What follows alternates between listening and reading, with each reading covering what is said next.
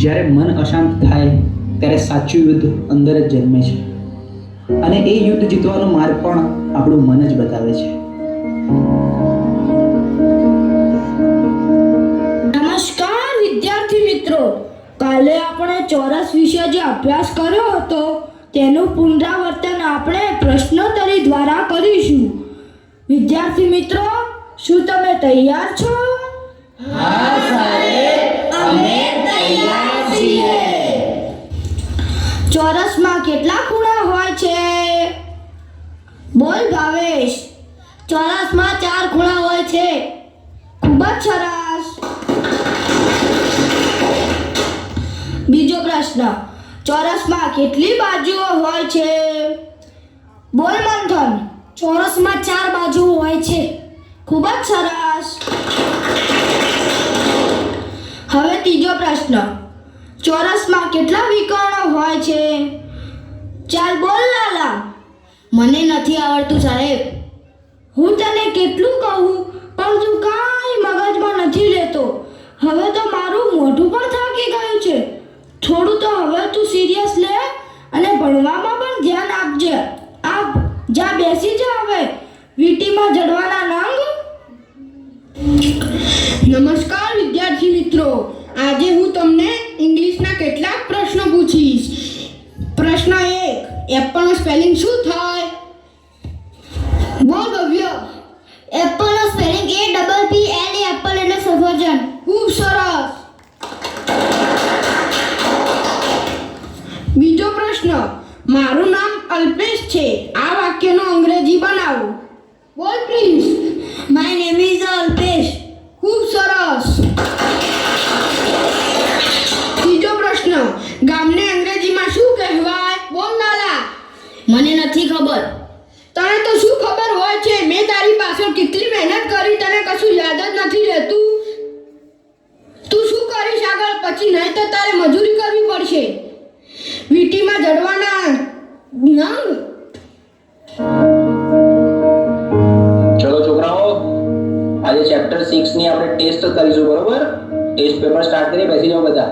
સાહેબ, મેં પ્રયત્ન તો બહુ કરે પણ જેટલું વાંચું છું એટલું ભૂલાઈ જવાય છે. મારું ધ્યાન બેસતું જ નથી. અરે ધ્યાન બેસાડવું પડે બેટા. આ રીતે તો એક્ઝામમાં તકલીફ પડશે. મને ખબર છે, પણ સાહેબ તમે જેટલું કહો છો યાદ રાખ, થોડું ભણી લે, પણ મને અંદરથી એવું લાગે છે કે હું કંઈ જ નહીં કરી શકું. અરે શાંતિ રાખ, થોડો શ્વાસ લે, પાણી પી, બધું ઠીક થઈ જશે. આટલી બધી ચિંતા ના કરીશ તું. ના સાહેબ, બધું હાથમાંથી નીકળી રહ્યું છે. મને સમજાતું નથી મારી જોડે શું થઈ રહ્યું છે.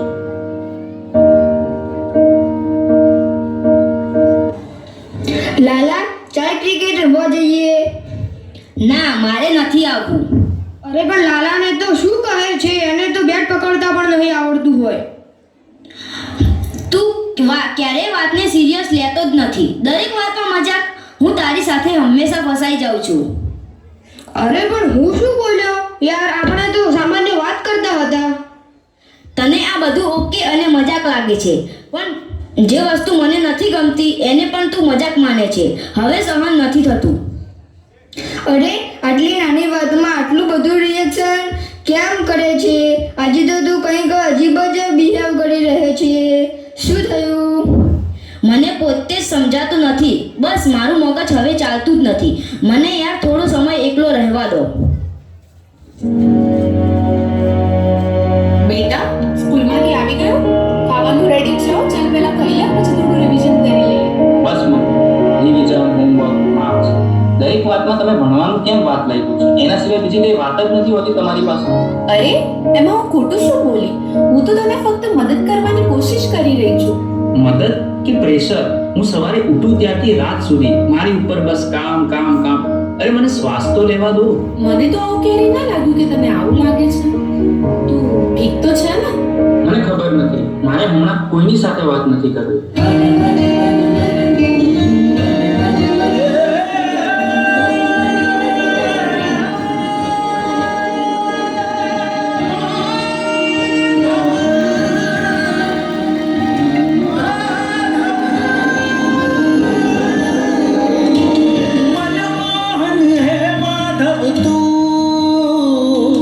જીવતર તારું જીવતર તારું મનમોહન હે માધવ તું જીવતર તારું જીવતર તારું તારા માર્ગનો એકલ પ્રવાસી હું મારી નદીનો તું સાગર આખું જગ તું તારો નિવાસી હું ના હું મીરા કે નાગર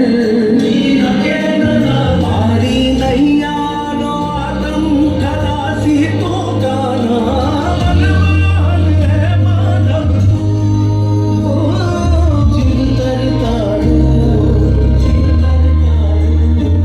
મનમોહન હે માધવ તું જીવતર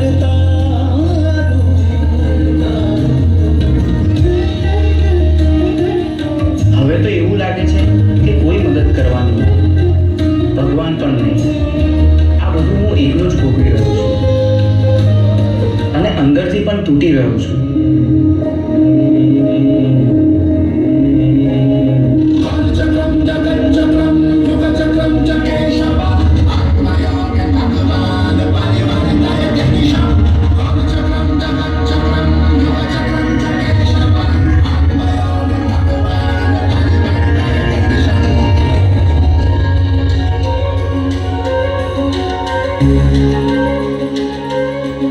શા માટે તું આટલો ગભરાઈ રહ્યો છે?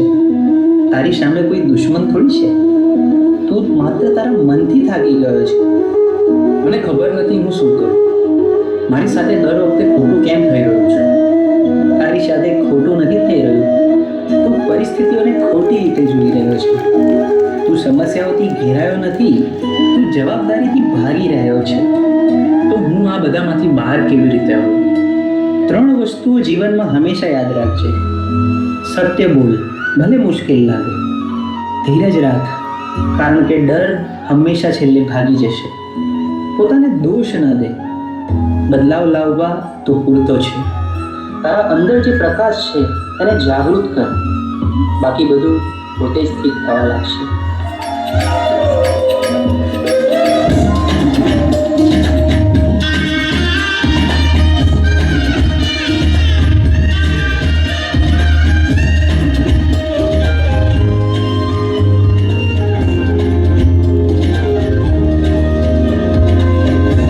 ચાલીને મનોરથ જીવતું માલીને માયાને જીવતું અધીરો ને વ્યાકુળ થઈને પામે કશું નહીં જીવતું અધીરો ને વ્યાકુળ થઈને પામે કશું નહીં જીવતું.